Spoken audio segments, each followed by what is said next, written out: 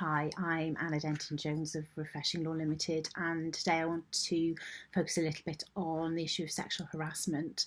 I don't think anybody could have avoided the focus that there has been with the Me Too movement and things on this issue, and we've seen some quite senior people leaving their jobs without us being entirely clear as to what exactly they've done, but there's obviously something that has arisen as regards inappropriate conduct in the workplace.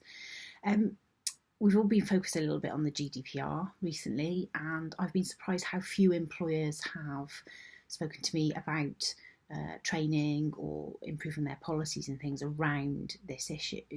So I think it is something we all now need to perhaps put a little bit of attention on, because of course employers can be vicariously liable for what goes on in the workplace.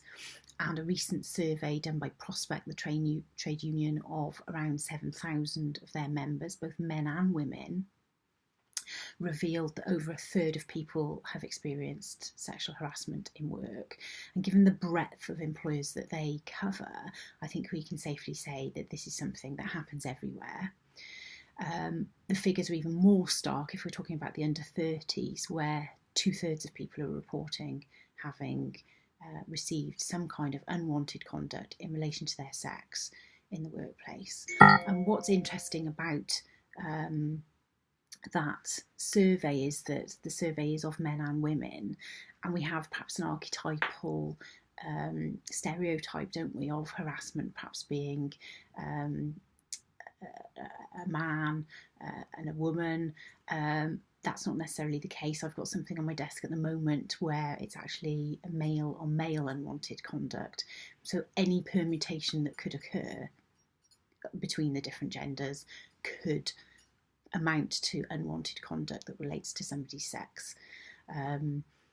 You'll know that to be harassment to meet the test under the legislation, somebody has to say, my view of this conduct is it is creating an intimidating, hostile, degrading, offensive, humiliating environment for me in work. The law then looks in on that situation and says, is it reasonable for the person to claim that? So obviously hypersensitivity isn't going to be allowed, but the individual's perception of events does have real sway, and somebody can't brush it off and say, well, I was only joking, or it was only banter. And I think that's one of the things that we need to overcome in our training of people, is an understanding of that key ingredient, if you like.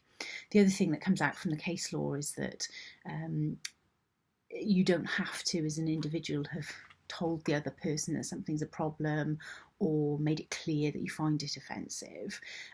The EAT has said on that, you know, if that were the case, you'd almost be giving a license to the perpetrator to test the water with impunity and see what they could get away with. So that isn't how the law works. The other thing you'll be aware of course, is that a single act of discrimination is enough to amount to an act of harassment. It doesn't have to be an ongoing thing. The other thing that I think neatly sort of fits in with this is the issue of relationships in the workplace, and I've certainly had recent cases where I've had to deal with issues that have arisen when relationships have broken down, or where individuals are conducting romantic relationships with their colleagues. Often it may be that everything's fine whilst that relationship is ongoing, but sometimes when the relationships break down, the conduct of one or other of the parties could then amount to harassment of the other.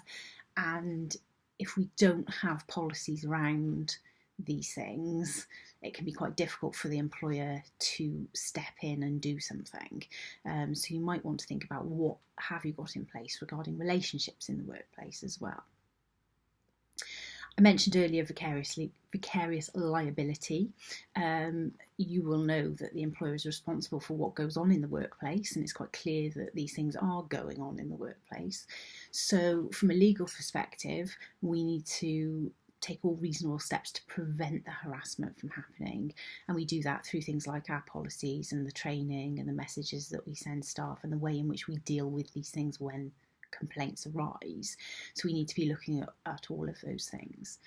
Please do get in touch, adenton@refreshinglawltd.co.uk. Thank you very much.